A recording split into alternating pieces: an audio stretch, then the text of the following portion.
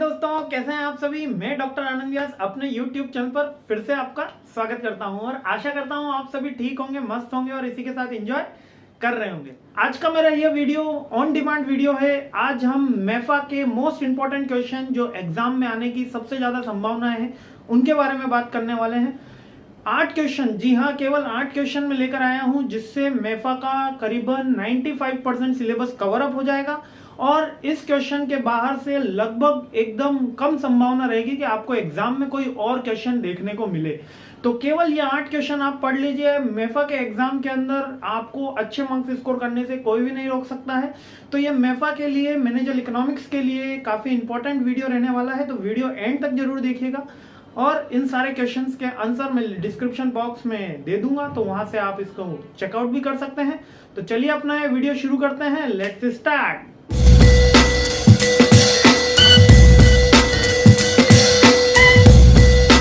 हाँ दोस्तों, तो शुरू करते हैं अपने MEFA के सबसे इंपॉर्टेंट क्वेश्चंस जो आपको जानने बहुत जरूरी है। यदि आप MEFA का एग्जाम राइट कर रहे हैं या मैनेजर इकोनॉमिक्स का कोई पेपर राइट कर रहे हैं, तो ये क्वेश्चन मोस्ट इंपॉर्टेंट क्वेश्चन होने वाले हैं एग्जाम में। बिल्कुल इन्हीं में से क्वेश्चन आने वाले हैं।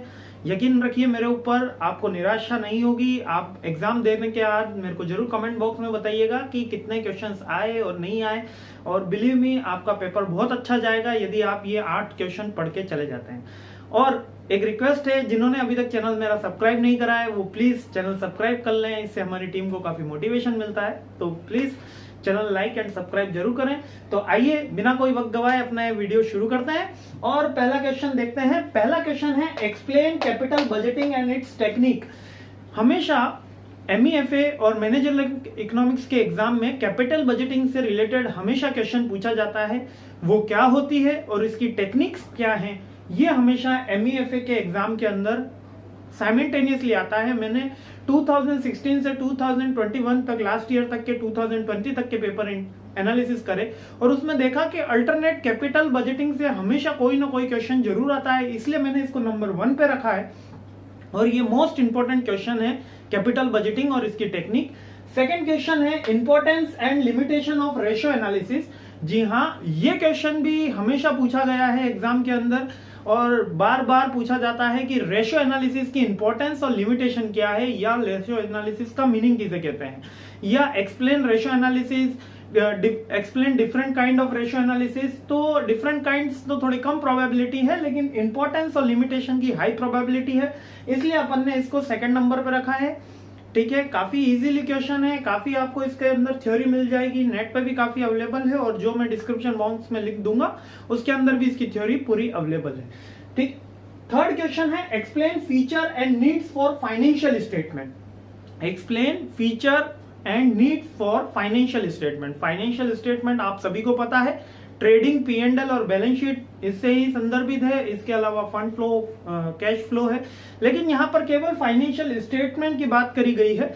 तो इसके कौन कौन से फीचर्स होते हैं और उसको आपको एक्सप्लेन करना है, मींस इसकी कौन सी विशेषता है, इसकी इंपॉर्टेंस क्या है, लिमिटेशन क्या है। ये क्वेश्चन भी हमें लगता है कि कम इंपॉर्टेंट है, ये एग्जाम में नहीं पूछा जाता, लेकिन दोस्तों ये क्वेश्चन भी बार बार अल्टरनेट एग्जाम में आ ही जाता है। कितनी बार मैंने इसको बीकानेर टेक्निकल यूनिवर्सिटी के पेपर में देखा, राजस्थान टेक्निकल में देखा, हरियाणा टेक्निकल में देखा, झारखंड टेक्निकल यूनिवर्सिटी में देखा। ये क्वेश्चन एज इट इज बहुत ही एकदम कहें बहुत ही इजी क्वेश्चन है, लेकिन ये बार बार पूछा जाता है। नेक्स्ट, फोर्थ इंपॉर्टेंट क्वेश्चन, इसको पूछने के कुछ अल्टरनेट तरीके भी हैं।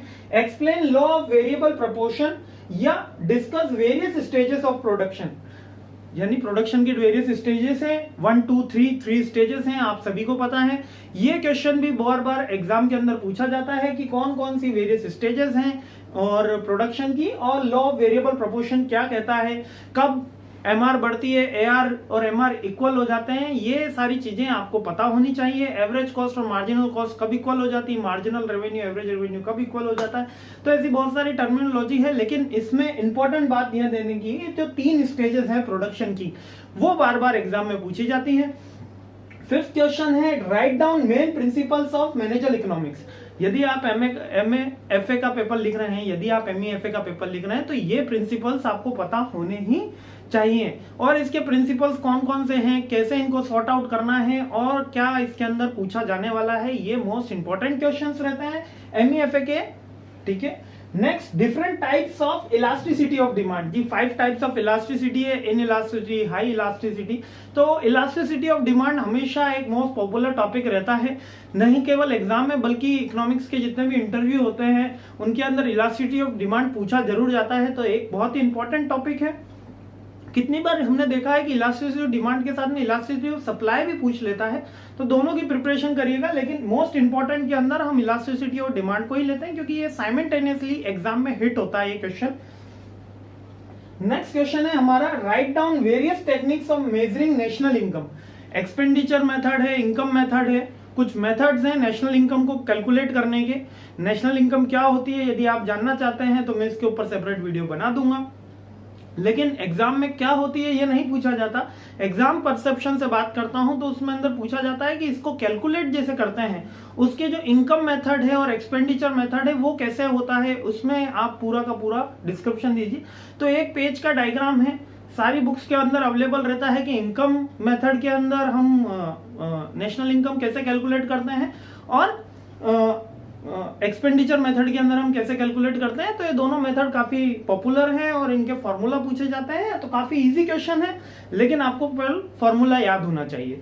नेक्स्ट है explain various types of market. ये एकदम क्वेश्चन आते ही बच्चों के एकदम दिल दिमाग में खुशी सी आ जाती है। 8वां क्वेश्चन है और सबसे इंपॉर्टेंट क्वेश्चनों में से एक है, लेकिन मैंने इसको 8 पे इसलिए रखा है क्योंकि ये इतना इजी है कि हर बच्चा इसका आंसर जानता है। मोनोपोली, ओलिगोपोली, डिओपोली, मोनोस्पोनी, ये कुछ 4-5 तरीके के मार्केट हैं और एक परफेक्ट कंपटीशन मार्केट, 6 तरीके के कुछ मार्केट हैं। इम्परफेक्ट के अंदर ये सारे एग्जाम्पल मैंने आपको लिए और परफेक्ट कंपटीशन का मार्केट। ये इसमें से हमेशा ये फिक्स रहता है कि MEFA का पेपर हो या मैनेजर इकोनॉमिक्स का पेपर हो, टाइप्स ऑफ मार्केट एग्जामिनर पूछता ही है, क्योंकि एक इजी क्वेश्चन है और थोड़ा सा ट्रिकी भी है। कुछ इसके टाइप्स भी हैं, कुछ एक डायग्राम से भी आप इसको एक्सप्लेन कर सकते हो, कोई चार्ट भी बना देता है। तो हमेशा ये क्वेश्चन हमेशा पढ़ के जाइए। और इसके अंदर अगर ये टाइप्स ऑफ मार्केट नहीं पूछता तो केवल परफेक्ट कंपटीशन मार्केट भी पूछ लिया जाता है। और परफेक्ट कंपटीशन मार्केट काफी ऐसा कहें कि एग्जामिनर के माइंड में हमेशा से रहता है कि इससे मुझे कोई क्वेश्चन पुट ऑन करके जरूर देना है, क्योंकि ये मार्केट यूजुअली देखने को मिलता है। ठीक है, ये क्या होते हैं टाइप्स ऑफ मार्केट, इसके ऊपर अपन किसी और वीडियो में बात कर लेंगे, लेकिन यहाँ पर मैंने 8 क्वेश्चन आपको एक्सप्लेन करे हैं। 8 क्वेश्चन में क्या क्या आपको लिखना है वो भी मैंने आपको बताया है।